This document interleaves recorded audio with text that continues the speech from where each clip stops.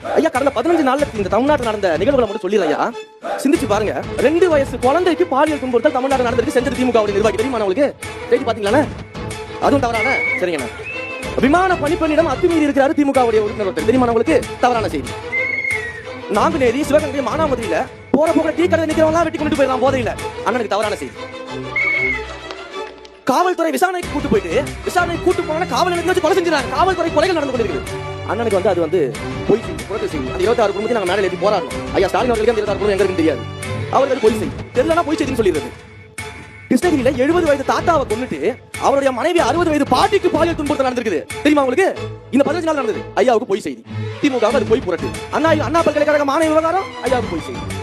அண்ணா தெரியும் ஞானசேகரன்னா யாரும் நமக்கு தெரியாது. அப்படி ஒரு மனிதரே கிடையாதுங்க தமிழ்நாட்டுல.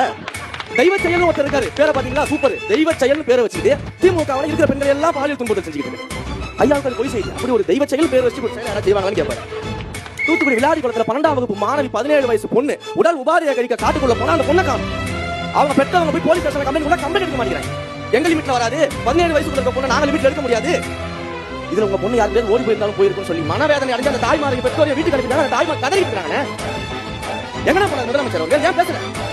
அவர் நடவடிக்கை எடுத்திருந்தா தமிழ்நாடு நடந்திருக்குமா? இந்த 15 நாள் நடந்திருக்கு. கேட்கும் போது தமிழ்நாட்டில் இருக்க சுடுகாட்டில் இருக்க அளவுக்கு